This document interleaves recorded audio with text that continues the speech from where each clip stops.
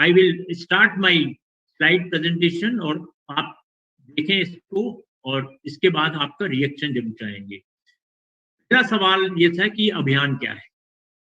भारत शासन द्वारा 3 जनवरी 2022 से 15 से 18 वर्ष के किशोर किशोरियों को कोविड-19 टीकाकरण करने हेतु दिशा निर्देश दिए गए हैं। भारत देखिए पूरा प्रोग्राम टीकाकरण का भारत शासन के निर्णय और निर्देशों के अनुसार चलता है। वैक्सीन, उपकरण, समस्त जानकारी वही उपलब्ध कराते हैं। हम लोग इम्प्लीमेंटर, स्टेट जो है इम्प्लीमेंटिंग एजेंसी होती है। मध्य प्रदेश द्वारा 3 जनवरी से प्रदेश में 15 से 18 वर्ष के सभी किशोर किशोरियों का टीकाकरण प्रारंभ किया जा रहा है। इस अभियान को मिशन 15-18 नाम हमने दिया है। दूसरा सवाल ये है कि ये अभियान क्यों चलाया जा रहा है। अगला सवाल जो चल रहा था समाज में, ये बताना चाहते हैं कि कोरोना महामारी को रोकने हेतु टीकाकरण का ये सबसे प्रभावी साधन है।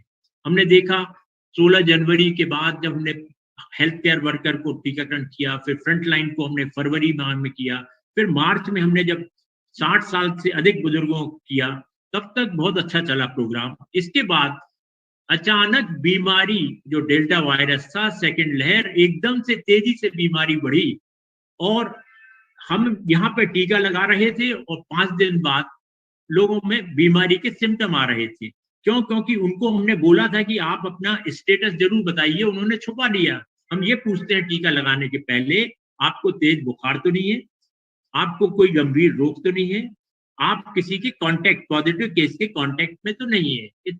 इतना एहतियात बरतने के बाद भी कुछ लोगों ने एंथुजियास्टिकली टीके लगवाए और उसके बाद वो क्योंकि कांटेक्ट में थे तो पॉजिटिव निकले, तो उन्होंने बदनाम चालू कर दिया कि ये टीके के कारण बीमारी हो रही है। और जो बीमारी हुई उसके कॉम्प्लिकेशन में जकड़े तो कुछ लोग जो मौत के मुंह में गए, उन्होंने फिर इस चीज को अफवाह फैला दी कि ये टीके के कारण मौत हुई, जबकि वो बीमारी के कारण मौत हो रही थी, बीमारी के कारण कॉम्प्लिकेशन हो रहे थे।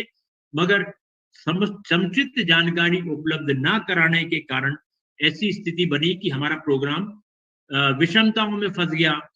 तब भी हम लोगों ने एफएक्यू का निर्माण किया था और एफएक्यू के माध्यम से हमने उस संवर्ग को पकड़ा था, जैसे ट्राइबल बेल्ट में हमारा एक साथिया वर्ग है। राष्ट्रीय किशोर स्वास्थ्य कार्यक्रम के अंतर्गत 32,000 हमारे साथिया वॉलंटियर्स, और हमने जन अभियान परिषद के वॉलंटियर्स को जोड़ा।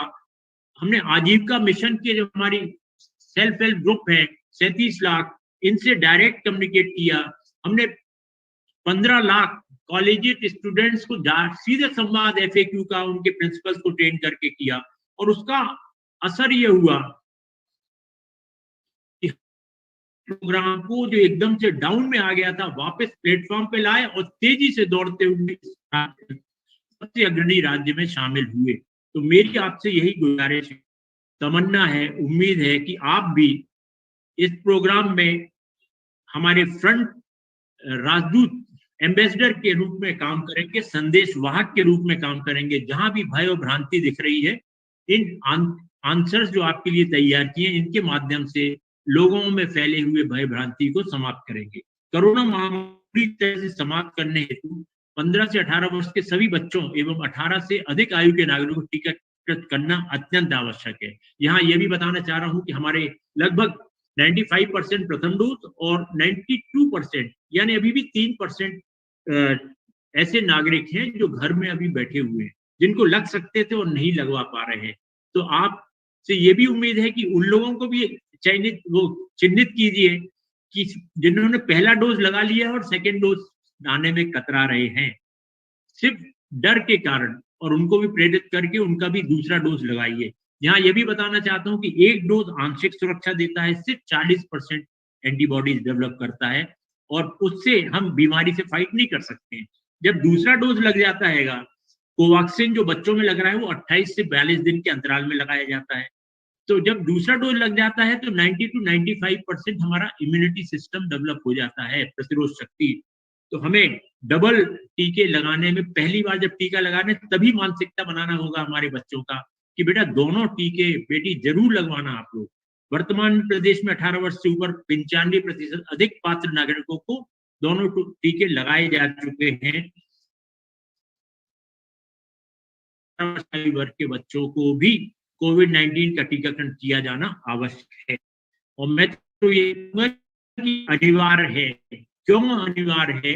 अभी तक हमने अनिवार्य नहीं किया था, मगर इसके लिए हम बोल सकते हैं शब्द, क्योंकि यूएसए और यूके का जो डाटा है बहुत अलार्मिंग आ रहा है। सुनामी उसका नाम दे दिया गया है, बहुत तेजी से। और किस संवर्ग में जा रहा है? यही एडोलेसेंट वर्ग को ज्यादा पीड़ित कर रहा है। तो वो सबसे ज्यादा अभी खतरे में है। और ये लहर जो आएगी, इसको आने में भी 15-20 दिन 25 दिन लग सकते हैं, एक आध महीने का। तो अभी हमारे पास अपॉर्चुनिटी है कि 3 तारीख से हमने तो सब जिलों को बोल रखा कि 3 से 5 दिन के अंदर पूरे सबको सुरक्षा पहला डोज दे दीजिए।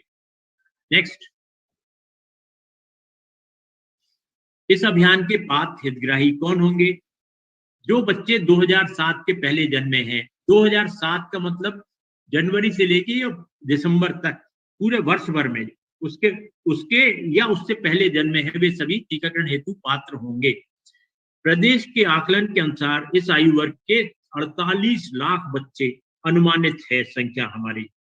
और इसमें लगभग 36 लाख तो हमारे वो बच्चे हैं जो पंजीकृत हैं किन्हीं किन्हीं स्कूल में, प्राइवेट, गवर्नमेंट में, ट्राइबल में, केंद्रीय विद्यालय में, नवोदय में, मदरसे में, सभी का हमने आकलन कर लिया है। बट हमारे लिए चैलेंज होगा और आपसे हमें मदद की गुजारिश है कि 13 लाख जो हमारे वो बच्चे हैं जो अभी स्कूल से छोड़ चुके हैं, ड्रॉप आउट, वो कहीं ना कहीं तो हैं परिवारों में। उनको जरूर हमें प्रेरित करना पड़ेगा, चिन्हित करना पड़ेगा और उनको रजिस्ट्रेशन हेतु बाध्य करना पड़ेगा। नेक्स्ट, टीकाकरण सत्र कहाँ आयोजित किया जाएगा? देखिए, हम लोग का ये सोच था कि जैसे चुनाव, हमारे 3 पीढ़ियां चुनाव एक ही स्कूल में कर रही हैं, तो इसलिए बेहतर रहेगा कि जो ऑलरेडी जहां पे हमारे बच्चे पढ़ाई कर रहे हैं वहीं पर अगर बुला के टीकाकरण कर लिया जाए, तो कहीं हमें दोबारा प्रचार नहीं करना पड़ेगा कि उस अस्पताल में, उस पंचायत भवन में। तो हम लोगों ने सहूलियत के लिए सभी स्कूली बच्चों के स्कूल को ही चिन्हित कर लिया गया है टीकाकरण केंद्र के रूप में। टीकाकरण हेतु स्कूल में नामांकन करना हो जरूरी है। देखिए, ये भी हमने बंधन खत्म कर दिया है, thanks to our additional chief secretary जिनने ये निर्णय लिया। कुछ सवाल आए थे कि मेरे बच्चे का नाम है मगर उसके पड़ोस वाले का जो है वो बहुत दूर है, वो दूसरे स्कूल में है, तो वो क्या पास में नहीं लगा सकता? लगा सकता है कोई भी हमारा स्कूली बच्चा, क्योंकि कोविन पोर्टल एक आईटी पोर्टल बनाया गया है इस प्रोग्राम के लिए। उसमें सीधे आइडेंटिटी कार्ड के साथ और फोन नंबर के साथ एंट्री कर लेते हैं। उसमें ये नहीं पूछा जाता, बाध्य किया जाता कि आप यहाँ जाओ या वहीं पे जाओ। तो स्कूल में नामांकन होना जरूरी नहीं कि वहां का पंजीकृत बच्चे को लगेगा। It's open to all 15 to 18 group का बच्चा नामांकित टीका केंद्र जाकर टीका लगा सकता है। नेक्स्ट, बच्चों को कौन सा वैक्सीन लगाया जाएगा? आपको पता है, भारत का स्वनिर्मित वैक्सीन है कोवैक्सीन। करोड़ों बच्चों को टीकाकृत किया, बच्चों क्या मतलब नागरिकों को टीकाकृत किया जा चुका है। और यहाँ यह भी बताने में हमें खुशी हो रही है कि 10 करोड़ 20 लाख टोटल जो टीके लगे हैं हमारे प्रदेश में, उसमें एक भी ऐसी अनहोनी घटना नहीं घटी। इसलिए टीके बहुत ज्यादा सुरक्षित हैं, प्रभावी हैं और उपयोगी तो है ही, बट हानि रहित है। ये बात अच्छी है। नेक्स्ट, 15 से 18 वर्ष के बच्चों में सिर्फ कोवैक्सीन वैक्सीन क्यों लगाया जा रहा है? ये अक्सर पेरेंट्स की ओर से ये बात आई कि आपने वो वैक्सीन क्यों चुनी। हमने इसलिए वैक्सीन वो चुनी, हम आपको दूसरी वैक्सीन भी लगा सकते थे, मगर हमें ओमिक्रॉन की ये तेज वेव आ रही है जो दिख रही है बिल्कुल सामने आती हुई, हम टाइम नहीं लेंगे। अगर हम दूसरी वैक्सीन जाते कोविशील्ड लगाने तो हमें 84 दिन का इंतजार करना पड़ता दूसरा डोज, तब तक बाढ़। इसलिए 28 दिन के अंतराल वाली जो हमारे पास उपलब्ध वैक्सीन है, जिसकी क्वालिटी भी बिल्कुल इक्वल, कहीं कोई कंप्रोमाइज नहीं है, इसलिए हमने उसको प्रेफर किया है। तो भारत शासन ने भी वही वैक्सीन हमें उपलब्ध कराई है। नेक्स्ट,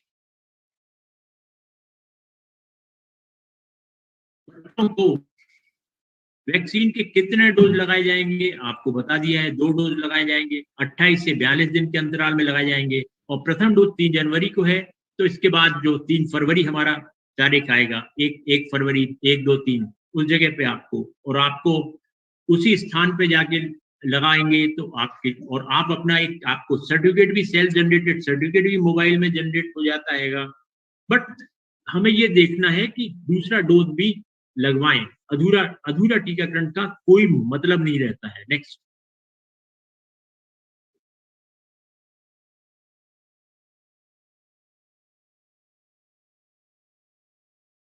रजिस्ट्रेशन की प्रक्रिया कब और कैसे? अभी जस्ट नेशनल लेवल से हम लोग वर्कशॉप अटेंड करके ही आ रहे हैं। उन्होंने बताया कि आज रात के 12 बजे से 1 जनवरी को, मिडनाइट 1 जनवरी से ऑनलाइन माध्यम पोर्टल का खोल दिया जाएगा। प्री रजिस्ट्रेशन 1 तारीख को हमारा रजिस्ट्रेशन, प्री रजिस्ट्रेशन का मतलब होता है कि आप 3 तारीख को जब टीका लगाना है तो हम अपनी बुकिंग, स्लॉट बुकिंग कर लेते हैं, और उसके लिए आपको घर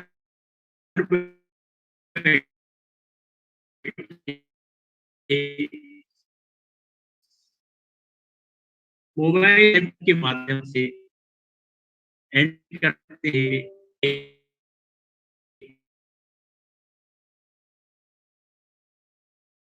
करके आप लोग, हम लोग कर चुके हैं, सभी को प्रैक्टिस है इतने 1 साल में, सब घर घर में।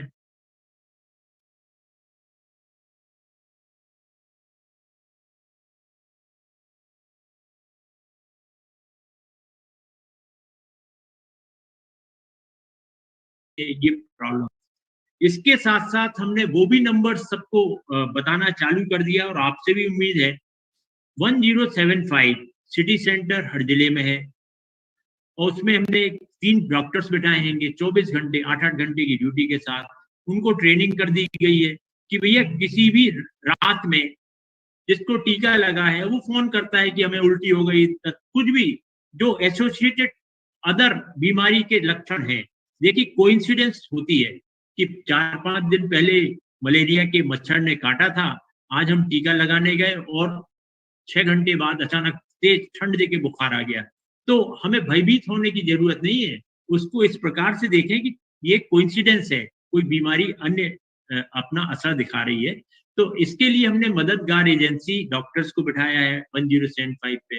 वो तुरंत आपके सिम्टम्स का आकलन करके आपको उचित सलाह देंगे, और नहीं तो बोलेंगे ठीक है हम 108 भेजकर आपको हॉस्पिटलाइज करके इन्वेस्टिगेट करा देते हैं। तो यह सुविधा भी हमने आप पूरे परिवारों के सुख सुख के लिए ये रखा है, मदद के लिए। टीका लगवाने के दौरान और बाद में एसएमएस हमने शॉर्ट फॉर्म बनाया था याद रखने के लिए, S for sanitization, M for mask और एस फॉर सोशल डिस्टेंसिंग। आसानी से याद हो जाए बच्चे बच्चे को, और याद हुआ। 2020 में ये इजाद किया था, पूरे देश में गया।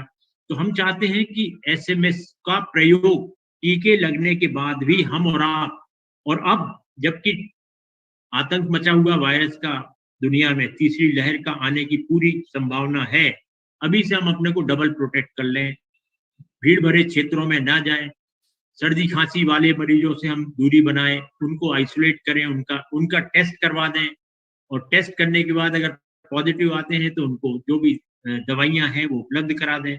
बट उनसे हमारी दूरी, 6 फुट दूरी बनी रहे। नेक्स्ट। मेरी ये सवाल एक बच्ची ने किया था कल, जब टेलीफोन पे पूछा कि अंकल मैं 16 साल की हूँ, महामारी के दौरान वैक्सीन लगवा सकती हूँ? बिल्कुल हाँ, लगवा सकते हैं, महामारी के दौरान भी टीका लगवा सकते हैं। ये हमने 4.9 करोड़ महिलाओं को टीका लगा चुके हैं अभी तक, मध्य प्रदेश में बता रहे हैं, और किसी महिला को कोई भी समस्या नहीं हुई। यह बताते हुए गर्व और गौरव महसूस कर रहा हूं कि मध्य प्रदेश की गर्भवती महिलाएं और शिशुवती महिलाओं ने रिकॉर्ड कायम किया है। इंडिया में 6 लाख से ज्यादा टीकाकृत हो गई हैं, जो तमिलनाडु जो सबसे ज्यादा, और केरल सबसे ज्यादा शिक्षित संवर्ग कहलाता है इंडिया का महिला शिक्षा दर में, उनसे भी आगे हमारी मध्य प्रदेश की महिलाएं निकली हैं। 2 लाख डोज नीचे हैं उनका स्कोर हमारे टीकाकरण कार्यक्रम से महिलाओं में। तो महिलाओं में सभी उम्र में ये सुरक्षित है, ये जानकारी आप परिवारों को पहुंचाएं। नेक्स्ट। क्या वैक्सीन से मेरा पीरियड महामारी डिले या देर से होगी? विशेषज्ञों द्वारा ऐसी कोई बात नहीं बताई गई है। कि ऐसा कुछ होता है। यह टीका किशोरी बालिकाओं और महिलाओं द्वारा महामारी के दौरान भी लगवाया जा सकता है। यहाँ ये मैं भी आपको बता दूं कि हम लोगों ने महिलाओं के लिए विशेष व्यवस्था की है। नेशनल हेल्थ मिशन ऑफिस जहाँ हम लोग बैठे हुए हैं, यहाँ हमारा एक टेलीफोन कॉलर सिस्टम है, क्या नाम रखा उसका?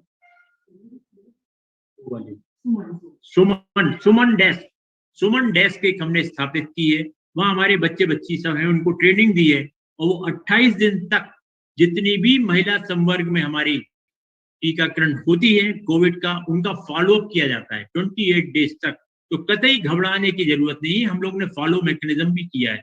और दूसरा, आपको हेल्प डेस्क भी 10-1075 के नाम पे दी है।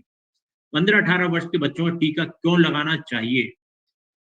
टीका कोरोना से बचाव का सबसे सुरक्षित और प्रभावी तरीका है। इसके डबल डोज से संपूर्ण सुरक्षा प्राप्त होती है और कोरोना की तीसरी लहर में बच्चों को भी जितनी जल्दी सुरक्षित किया जाए, इसकी आवश्यकता को देखते हुए टीका लगाना जरूरी है।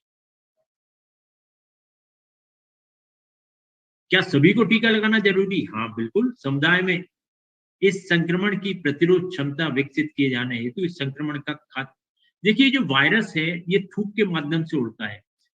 3 चीजें होती हैं किसी भी महामारी को डेवलप करने में। एक होता है होस्ट, होस्ट सिर्फ मानव शरीर है। एक होता है एजेंट, कोविड वायरस, और एक होता है वातावरण। तो अगर वातावरण में हमने मास्क पहन रखा है, सबने मास्क पहन रखा है, और ये वायरस यहाँ हवा में खड़ा हुआ है, अगर 6 घंटे तक इसको कोई भी होस्ट नागरिक का नाक के माध्यम से पहुंच द्वार लंघता नहीं मिलता है, तो स्वयं मर जाता है। तो पहली तो हम आज संकल्प लें कि हम अगले 2 महीने में, जहां की पीक लहर बताई जा रही है, हम अपने को मास्क से सुरक्षित रहेंगे, और यदि छूटे हुए टीके हैं तो उसको पूर्ण करेंगे। जब समुदाय में सभी को यह टीका लगेगा तब प्रतिरोध क्षमता विकसित। जैसे ही टीकाकरण की दर हमने खुद देखा है, मई में जब बीमारी की दर एकदम से बढ़ गई थी और टीकाकरण की दर घट गई थी, उसके बाद हमने वी शेप रिकवरी करी। वी यानी नीचे उतरने के बाद एकदम से ऊपर आए थे, और उसमें यही FAQ हमारा माध्यम था, जिससे हमने हर समाज में, हर संवर्ग में जाके वर्कशॉप की थी और सबको समझदारी ज्ञान दिया गया था कि भैया आप लोग जोड़िए सबको जो हमारे हमसे बिछुड़ रहे हैं, और टीका वापस हमारे पटरी पे आया था टीकाकरण कार्यक्रम। और पटरी नहीं, वो फिर शताब्दी के रूप में महाअभियानों में चला। एक एक दिन में हमने 30-30 लाख लोगों को टीका लगाया। जिन जिलों में झाबुआ 2000 टीके नहीं लगते थे, वहां पे 30,000 एक दिन में टीके लगे। और ये सिर्फ कमाल हुआ है कम्युनिकेशन से। तो कम्युनिकेशन एक ऐसा अस्त्र है। मैं जब भी बात करता हूं तो ये बात जरूर रखता हूं उदाहरण, कि एक कंकड़ है, पानी से टकराता है तो लहरें पैदा करता है। वो कंकड़ बेजान है, बेजुबान है, और हम में, आप में बुद्धि है, विवेक है, वाणी है। हम तो भूचाल ला सकते हैं, समाज को परिवर्तित कर सकते हैं, उनकी मनोदशा, उनकी रूढ़िवादिता, उनकी अंधविश्वास, सबको बदल के रख सकते हैं समाज को। तो आपसे यही उम्मीद है कि ये हमारी जो वर्कशॉप होगी, उसमें जो आपको स्लाइड के माध्यम से या इसके अलावा भी कुछ अनुत्तरित सवालों का उत्तर मिल जाता है, तो सही जानकारी सही प्लेटफॉर्म पे सभी लोगों को आप पहुंचाएंगे। इस तरह से आप समुदाय को कोरोना मुक्त बनाने में हमारे मदद करेंगे। नेक्स्ट, हमें हमारे बच्चों को कोई बीमारी नहीं है, इसलिए टीके की जरूरत भी नहीं। अक्सर ये उन लोगों द्वारा बात उठाई जाती है जिनको विज्ञान का ज्ञान ही नहीं है। एक ऐसा वायरस जिसने पूरे विश्व को हिला के रख दिया, और अदृश्य वायरस है वो, आज तक नहीं दिखाई दिया किसी को, यानी माइक्रोस्कोपिक। तो उसमें इतनी क्षमता है, एटम बम से ज्यादा क्षमता है उसकी, और वो किसी को भी कभी भी कहीं भी संक्रमित कर सकता है। फिर इस प्रकार के सवाल हमारे ही परिवारजन द्वारा उठाए जा रहे हैं, तो ये नासमझी का एक द्योतक है, हमको समझाना पड़ेगा। जैसे शिशु नियमित टीके से जानलेवा रोगों से सुरक्षा मिलती है। आपको मालूम है हमारे प्रदेश में 12 टीके तो ऑलरेडी चल रहे थे। टीटी चल रहा था मदर्स के लिए, बाकी BCG, पेंटा 1, 2, 3, OPV 1, 2, 3, रोटा वायरस, साथ में IPV, PCV, MR, measles, rubella, ये 12 प्रकार के ऑलरेडी टीके चल रहे थे। ये 13वां वैक्सीन हमें उपलब्ध हुआ है।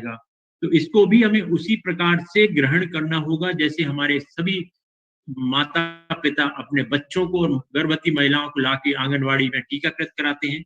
इसी प्रकार हमें स्कूल तक अपने किशोर और किशोरियों को जरूर साथ में ले जाएं। यहाँ ये चीज हम फिर बताना चाह रहे हैं कि भारत शासन से आज ही हम लोगों ने फिर पूछा कि किसी कंसेंट की जरूरत है, किसी परिवार की नहीं है कंसेंट की, कोई कंसेंट की जरूरत नहीं है।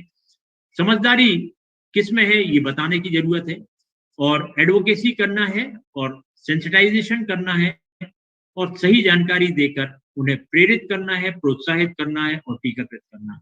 बीमारी होकर फिर उसका उपचार करवाने में आप ये समय से बताना पड़ेगा कि बीमारी हो गई तो उसका उपचार भी ऐसा कोई स्पेसिफिक ड्रग है नहीं। कॉम्प्लिकेशन अगर हो गए तो वेंटिलेटर तक सीधे पहुंचता है इंसान, और वेंटिलेटर में भी भरोसा नहीं है कि वापस लौट के आ रहे कि नहीं।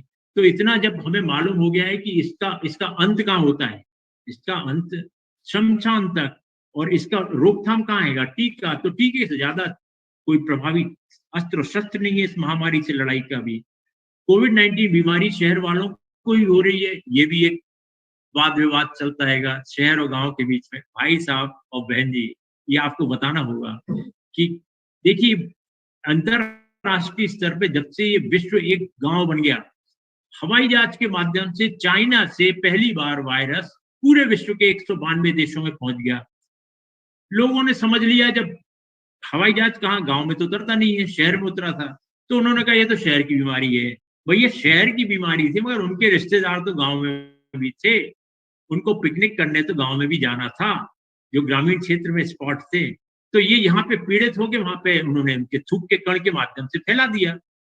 तो ऐसा कहना कि भैया थूक के कणों से सिर्फ शहर में ही होगी और गांव में नहीं होगी, ये पूरी अफवाह है। ऐसा नहीं होना चाहिए। यदि कोविड अनुकूल व्यवहारों का पालन न किया जाए तो वो बहुत अधिक तेजी से गति से फैलता है। इसलिए अगर टीकाकृत हो भी गए हैं हम और आप या कोई भी, तो हमें प्रोटोकॉल जो कोविड के हैं कि हमें दूरी बढ़ाना है, मास्क पहनना है और हाथों का धोते रहना है, और खांसते वक्त कोहनी का इस्तेमाल करना है छींकते वक्त, जिससे हमारा थोड़ा भी थूक में अगर संक्रमण है तो फैले नहीं। वायरस का फैलाव धर्म, जाति, क्षेत्र इत्यादि को देखकर नहीं होता, बल्कि यह कभी भी किसी को भी और कहीं भी हो सकता है। अतः शहरी और ग्रामीण क्षेत्रों में कोविड-19 से बचाव के लिए समान रूप से जरूरी उपायों का पालन करना अनिवार्य है। ग्रामीण क्षेत्रों में भी 18 वर्ष से ज्यादा आयु वर्ग में लोगों में बढ़ चढ़कर कोविड-19 का टीका लगवाया है। ये आपने देखा होगा कि भीड़ इतनी ज्यादा थी कि लाठीचार्ज हुई है। वो ग्रामीण क्षेत्र के फोटो आ रहे थे। तो क्यों आ रहे थे? क्योंकि उनको भी समझ में आ गई थी कि हमारे बचाव सिर्फ टीकों में है। प्रदेश में अब तक कोविड-19 के 10 करोड़ से ज्यादा टीके लगाए जा चुके हैं। नेक्स्ट। टीका लगवाने के बाद भी लोग संक्रमित हो रहे हैं, तो फिर टीका लगवाने का क्या फायदा? एक ये बहस छिड़ती है। देखिए, जब महामारी के रूप में कोई बीमारी फैली है, एक छोटा सा दिया क्या आंधी के से लड़ सकता है? नहीं लड़ सकता है। इसी प्रकार से यह है कि हमने टीका तो लगा दिया, मगर अभी समाज में अटीकाकृत आंशिक टीका कितने लोग हैं? तो बीमारी की संक्रमण दर तो बहुत ज्यादा है।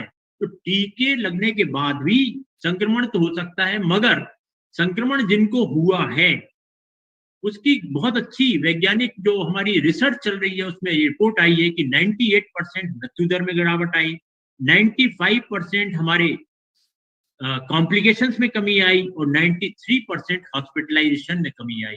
तो एक इतनी अच्छी रिसर्च हमारे सामने आ गई है, तो ये विवाद का, बहस का मुद्दा ही नहीं होना चाहिए कि लगने बाद संक्रमित हो रहे तो मैं क्यों लगवाऊं।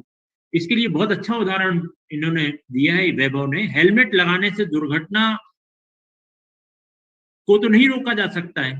हेलमेट लगाना, दुर्घटना को हेलमेट लगा लिया, दुर्घटना के पश्चात होने वाली गंभीरता से हेड इंजरी के बाद जो ब्लड का क्लॉट होना था उसको तो बचा लेता है ये हेलमेट।